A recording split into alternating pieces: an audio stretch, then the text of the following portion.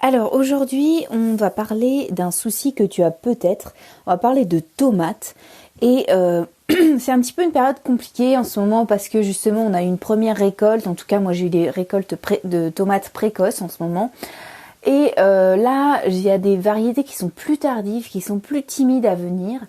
Et tu as peut-être un problème qui découle de tout ça, à savoir pourquoi est-ce qu'il y a des fleurs, mais il n'y a pas de tomates. C'est-à-dire que tu vois bien tes petites fleurs qui sont là, mais il n'y a pas les tomates qui vont avec. Et donc, ce problème-là, en fait, déjà, pourquoi c'est un problème? Parce que concrètement, on le sait, il y a un cycle dans la plante, c'est-à-dire que la plante, elle va faire des racines, après elle va faire des feuilles, des fois en même temps elle va faire racines et feuilles, et après tu as donc une fleur qui va devenir également un fruit. Et l'étape du fruit, elle arrive vraiment en dernier, en fait, il n'y aura pas de fruit sans racines, sans feuilles et sans fleurs. Donc c'est vraiment la 4e étape de ta plante. Donc par exemple, tu vois, je vais donner l'exemple des aromates où c'est pas du tout la même problématique parce que nous, ce qu'on consomme dans les aromates, ce sont les feuilles. Et on veut surtout pas que ça parte en fleurs. Donc on va bloquer à chaque fois dès qu'il va y avoir des fleurs et qu'on veut pas que la plante se reproduise, on va enlever nos petites fleurs. Donc on va arriver juste à la 2e étape. Et donc ça va être une étape qui va être beaucoup plus simple à être réalisée avec beaucoup moins de risques, beaucoup moins de ravageurs qui vont risquer de détériorer la plante, alors que un légume ou un fruit qui va devoir attendre la 4e étape, l'étape du fruit, va être beaucoup plus sujet justement aux ravageurs, aux problématiques, aux maladies et autres, il va être tributaire des réactions de la météo, etc. Et donc fatalement, il va y avoir plus de problèmes. Et le problème aujourd'hui dont on va s'attaquer, c'est justement le fait qu'il y ait des fleurs. Tu vois des fleurs, tu dis « Ah, ça va être génial, il va y avoir des tomates ». Et tu reviens quelques jours plus tard, il n'y a pas de tomates. La fleur a fané, ça s'est arrêté. Il n'y a pas de tomates derrière. Donc, de ce fait, comme c'est la dernière étape, c'est plus d'attente dans le développement de la plante et faut pas se leurrer, ça fait quand même mal au cœur de se dire que voilà, on y est presque, on est à l'étape des fleurs, on y est quasiment et le fruit n'arrive pas. Donc pourquoi il n'y a pas de fruit? Écoute, la raison c'est parce que la fleur n'a pas été butinée et donc la raison c'est qu'il n'y a peut-être pas d'insectes ou pas d'abeilles qui ont fait leur travail. Et ça peut être, alors la problématique, la raison pour laquelle ça n'a pas été fait, c'est soit parce qu'il y a un environnement qui est fermé, c'est-à-dire que soit tu as un pied de tomate qui est enfermé chez toi et que tu sors par exemple le matin, il y a des gens qui font comme ça, ou qui ouvrent, par exemple c'est dans une véranda, moi je sais que ma mère a quelques pieds de tomates dans sa véranda, ça veut dire que le soir elle ferme sa véranda, parce que c'est quand même chez elle, donc il faut fermer le soir, et le matin des fois t'oublies, et puis les fenêtres sont pas ouvertes, ou pas au bon moment et concrètement il n'y a aucune abeille, en tout cas il n'y a aucun insecte au-delà de l'abeille, il n'y a aucun insecte qui est venu butiner ta fleur et donc fatalement tu ne vas pas avoir de tomates derrière. Et donc, comme c'est normalement leur boulot, il faut les laisser faire leur boulot. Donc, comment y remédier? Écoute, dans l'immédiat, si vraiment ça urge et que tu dis non, mais là je peux pas ouvrir les fenêtres ou je peux pas trouver une méthode pour justement faire venir les abeilles tout de suite, écoute, le mieux c'est de le faire peut-être manuellement. Moi, je suis pas trop pour faire les choses manuellement. Je dirais que c'est la dernière étape, c'est vraiment le dernier recours. Néanmoins, voilà, si tu veux vraiment être sûr que ta fleur soit butinée, tu peux le faire manuellement. Donc tu peux prendre un petit pinceau, tu vois, petit pinceau propre, pas un truc qui a servi avec des produits chimiques de préférence, mais un petit pinceau propre. Et tu vas toucher la fleur délicatement et tu vas la secouer un petit peu, mais très délicatement. C'est pas une cloche. Hein. Donc faut vraiment y aller délicatement. Quelques secondes, tu vois, suffisent. Tu passes derrière la fleur et tu reviens un petit peu devant et tu peux faire ça entre 10h et 16h, c'est les moments les plus propices. Alors si t'es pas là, que tu travailles, écoute, ça sera fait le soir ou ça sera fait tôt le matin, hein, c'est pas fatal non plus. Mais ça peut être intéressant, en tout cas là aujourd'hui on est dimanche, donc ça te laisse un peu de temps pour le faire. Donc voilà, c'est là où le pistil est le plus réactif et donc tu auras le plus grande chance d'avoir des tomates derrière. Ensuite, une version un peu plus durable. En tout cas, moi, j'ai eu ces problèmes-là du fait d'avoir des fleurs, mais pas de tomates.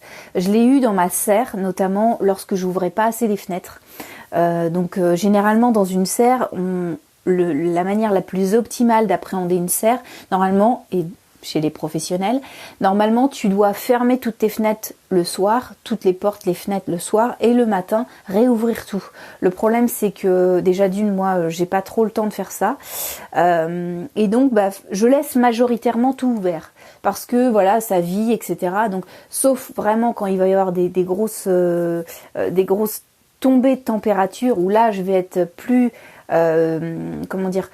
plus regardante là-dessus, et donc là je vais avoir plus de mal à avoir justement une floraison et un aboutissement de mes fruits. Mais déjà à ce moment-là, quand on sera au mois d'octobre, novembre et qu'il y aura des chutes de température, je vais y arriver, et bien les tomates seront déjà quasiment plus existantes. Donc il y aura plus trop ce lien entre la corrélation entre le fait d'avoir des abeilles, etc. et la pollinisation de mes fleurs. Donc en tous les cas, aujourd'hui ce que tu peux faire, c'est trouver une solution immédiate avec prendre un petit pinceau et puis toucher tes petites fleurs pour que ça marche. Et la solution la plus durable, c'est essayer d'aérer au maximum et de mettre ton plant de tomate dehors si c'est possible, de le déplacer si c'est possible s'il est dans un pot, ou alors faire comme moi, si tu es dans une serre ou dans un endroit fermé et clos, et bien d'ouvrir les fenêtres si possible au maximum.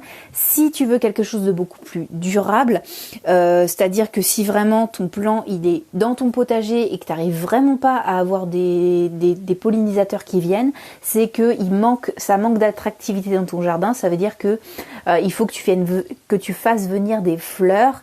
En fait, si tu veux, pour faire venir ce que tu as envie, c'est-à-dire les insectes que tu veux, dans notre exemple ce sont les abeilles, pour les faire venir au maximum, il faut que tu sois attractif, faut que tu leur donnes envie de venir si tu veux. Faut que tu sois un peu comme un parc d'attraction avec les gamins, tu vois, c'est pareil. Il faut des belles couleurs, il faut des fleurs, il faut que ça soit sympa. Il faut aussi un endroit où les accueillir. Donc si tu peux créer un petit hôtel à insectes, c'est génial.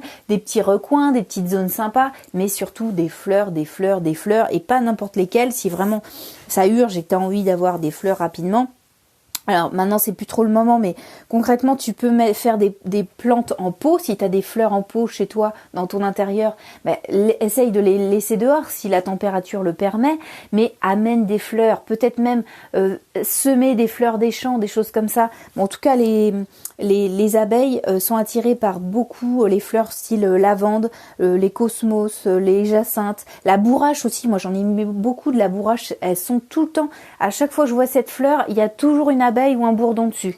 Donc c'est vraiment intéressant parce que ça veut dire que ton abeille va non seulement venir butiner les fleurs de tomates, elle va dire tiens, il y a intérêt à s'arrêter. Tu vois, c'est ça.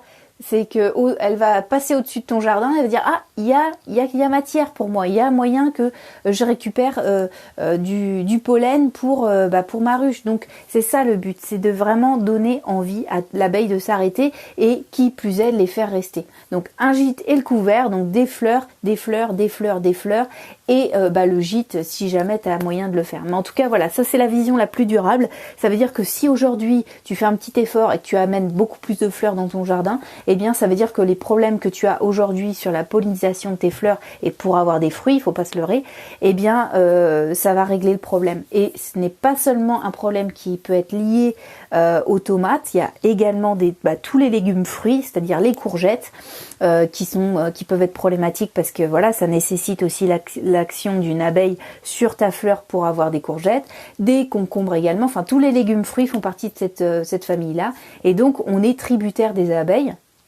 Et donc c'est pour ça qu'il faut faciliter leur vie, faciliter le fait qu'elles viennent chez toi, parce que c'est une aide qui est très très précieuse et qu'il faut vraiment préserver.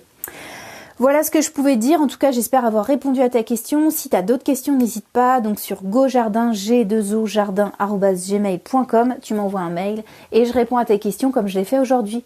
Bon, en tout cas, si ça t'intéresse, tous les jours, je publie un nouveau podcast sur le jardin, sur le potager, sur comment avoir un beau jardin, comment réussir à avoir de beaux légumes, etc.